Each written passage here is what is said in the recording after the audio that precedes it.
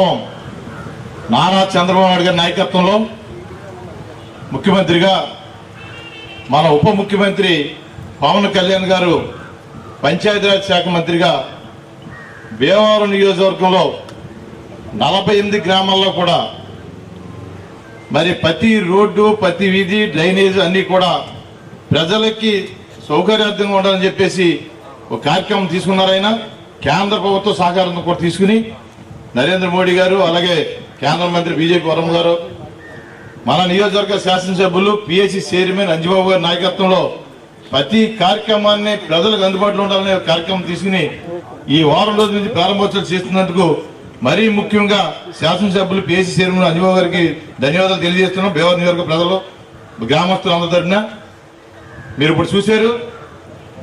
మన అంబేద్కర్ రాజ్యాంగాన్ని తుడిచి తప్పుకోకుండా అమలు చేసే వాళ్ళు ఎవరైనా ఆంధ్రప్రదేశ్లో నారా చంద్రబాబు నాయుడు గారు భీమవరం నియోజకవర్గంలో పునపర్తి అంజబాబు గారి సందర్భంగా తెలియజేస్తున్నాను.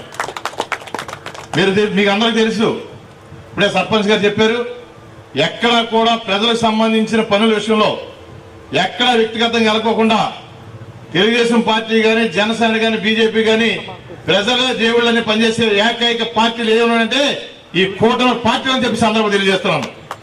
ఎందుకంటే ఎక్కడ కూడా గత 5 సంవత్సరాలు జగన్మోహన్ రెడ్డి ప్రభుత్వంలో భీమవరం నియోజకవర్గంలో చూశారు ఎన్ని దుర్మార్గాలు జరిగినాయి అనేది. ఆ రోజు కూటమి కట్టి తెలుగుదేశం పార్టీ జనసేన వీరాసుల మండలంలో అలాగే భీమవరం మండలంలో మరి ఒక కూటమి కట్టి మన స్థానిక ఎన్నికలు వెళ్ళినప్పుడు జగన్మోహన్ రెడ్డి గారు అతను ఎమ్మెల్యేలు చేసే దుర్మార్గాన్ని ప్రజలు వీరాసుల మండలం నుంచి హెచ్చరించిన ఏకైక మండలం వీరాసుల మండలం చెప్పి సందర్భం తెలియజేస్తున్నాను. ఇక్కడ ఎంపీపీ జడ్పీటీసీ గెలిచాం. ఆ రోజు భీమవరం మండలంలో జడ్పీటీసీగా తెలుగుదేశం పార్టీ నామినేషన్ వేస్తే ఎక్కడ ప్రసారం చేయకుండా 16,000 ఓట్లు వచ్చిన ఘనత అది మన తెలుగుదేశం జనసేన సందర్భం తెలియజేసుకుంటూ ఆ రోజు విత్తనం బీజం పట్టాలి జగన్మోహన్ రెడ్డి ప్రభుత్వానికి పాడి కట్టిన రోజు ఏ రోజు అంటే వీరాసురం మండలంలో ఎంపీపీ జడ్పీటీసీ ఇక్కడ మండలం తీర్పు వచ్చినప్పుడే ఆ రోజు జగన్మోహన్ రెడ్డి ప్రభుత్వం ఓడిపోయింది. అలా దుర్మార్గాన్ని పోలీసు రాజ్యాన్ని నడిపేరాల్లో మన ప్రభుత్వం ప్రజాస్వామ్యాన్ని ప్రజల రాజ్యాన్ని నడిపే ప్రభుత్వం మందే ఈ కూటమి ప్రభుత్వం. ఇంకో 4 రోజుల్లో 10 నెలలు అవుతుంది. ఈ 10 నెలల కార్యక్రమంలో మరి ఎన్నో కార్యక్రమాలు చేసాం. పెన్షన్ విషయంలో కానీ డిఎస్సీ విషయంలో కానీ రోడ్ల విషయంలో కానీ గ్రామాల పరిపాలన విషయంలో కానీ వైద్యం విషయంలో కానీ నారా లోకేష్ గారు యువగలం పాదయాత్రలో ఆయన తీసుకున్న ప్రతి ఆర్జీకి కూడా ఇవాళ గవర్నమెంట్ లో జీవోలు వస్తున్నాయి. ప్రజలు న్యాయం జరిగే విధంగా కార్యక్రమాలు చేస్తున్నామంటే అది కూటమి ప్రభుత్వం యొక్క గొప్పదనం సందర్భం తెలియజేసుకుంటూ రాబోయే రోజుల్లో భీమవరం నియోజకవర్గాన్ని పశ్చిమ గోదావరి జిల్లాలోనే ఒక మోడల్ నియోజకవర్గంగా తీర్చిదిద్దడానికి అటు 39 వార్డులు 48 గ్రామాల్లో ప్రతి గ్రామాన్ని ప్రతి వార్డుని శాసనసభ్యులు అంజబాబు గారు ప్రతిరోజు రివ్యూ చేసి అన్ని కార్యక్రమాలు చేసి ముందరు వెళ్తున్నారు. పార్టీలకు అతీతంగా ఏదైనా కార్యక్రమం చేస్తున్నారంటే అది మన కూటమి ప్రభుత్వం సందర్భం తెలియజేసుకుంటూ నారా చంద్రబాబు నాయుడు గారి నాయకత్వంలో ఈ ఆంధ్రప్రదేశ్ ని ఈ భారతదేశంలోనే అగ్రగామి రాష్ట్రంగా ఆంధ్రప్రదేశ్ ని అటు పోలవరం ప్రాజెక్టు చూసుకోండి, అటు అమరావతి రాజధాని చూసుకోండి, అన్ని కూడా వైద్యం విద్యం అన్ని కూడా ఎన్ని కార్యక్రమాలు చేసినా సరే అది ప్రజలకు ఉపయోగపడే విధంగా ఉంటుందని చెప్పి సందర్భం తెలియజేసుకుంటూ మరి సర్పంచ్ గారు చెప్పారు గత గ్రాంట్లు లేవు. ప్రజల యొక్క సొమ్ము, ప్రజల యొక్క పరిపాలన, ప్రజాస్వామిక పరిపాలన ప్రతి రూపాయి కూడా ప్రజలదే మనం ఖర్చు పెడుతున్నాం.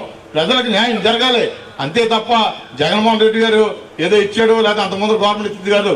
ఎప్పుడు ప్రభుత్వమే. ఎమ్మెల్యేలు మంత్రులు ముఖ్యమంత్రులు అన్ని వస్తూ ఉంటారు వెళ్తూ ఉంటారు. కానీ నారా చంద్రబాబు నాయుడు గారి నాయకత్వంలో ఎప్పుడు కూడా 4వ ముఖ్యమంత్రిగా చేస్తున్నారు. ప్రజాస్వామ్య ప్రభుత్వం నడుపుతున్నారైనా 4వ ముఖ్యమంత్రిగా ఈ భారతదేశం అంతా కూడా నరేంద్ర మోడీ గారు కానీ అక్కడ అమిత్ షా గారు కానీ ఇక్కడ పవన్ కళ్యాణ్ గారు కానీ లోకేష్ గారు కానీ భీమవరం నియోజకవర్గంలో శాసనసభ్యులు అంజబాబు గారు కేంద్ర మంత్రి వారు శ్రీనివాసరావు అందరూ కూడా ఒక జట్టుగా కట్టి ఈ ప్రజాస్వామ్య పరిపాలన అభివృద్ధిని ప్రజల యొక్క స్థితిగతులను పెంచడానికి కార్యక్రమం జరుగుతున్న సందర్భం తెలియజేసుకుంటూ మన ప్రభుత్వం వచ్చి 10 నెలలు పూర్తవుతుంది. ఈ 10 నెలల కాలంలో అన్ని కార్యక్రమాలు చేసాం. ప్రజల మధ్య సంతోషంగా ఉన్నారు. శ్రీరామనవమి వేడుకలు చూసుకోండి. గతంలో 5 సంవత్సరాలు ఎక్కడ పందిరేయాలంటే ప్రభుత్వం వస్తుందా, పోలీసులు వస్తారా, తీసుకుపోతారా, ఈ డప్పు ఎందుకు పెట్టారు, బాంబు ఎందుకు కాల్చారు, ఈ పాంగ ఎందుకు పోసారు అనేవారు. అటువంటిది ఈ సంవత్సరం శ్రీరామనవమి చూసుకోండి. ప్రతి వీధి వాడవాడల చక్కగా తాటికి పందిరితో వ్యవసాయదారులు చూసుకోండి. గత ప్రభుత్వం రైస్ మిల్లర్స్ మన రైస్ మిల్లు తోలాలంటే రైతులు ధాన్యం తోలాలంటే అతను ధాన్యం పండించింది ఏ మిల్లుకి వెళ్తుందో తెలియని పరిస్థితి. అక్కడికి వెళ్ళాక ధాన్యం వెనక వస్తుందా ఎదరికెళ్తుందా, అలాగే ఎన్ని కేజీలు తగ్గుతుందో తెలియదు, తోకు ఎలా ఉంటుందో తెలియదు, డబ్బు వస్తుందో తెలియదు. అటువంటి పరిస్థితిని అయ్యమైపోయిన రైతులు ఇవాళ పంట పుష్కలంగా పండింది, అతనికి కావాల్సిన మిల్లుకు తోలుకోవచ్చు. 24 గంటల్లో అతను అంతా బిల్లులు వస్తున్నాయి, 48 గంటల్లో డబ్బు పడుతుంది.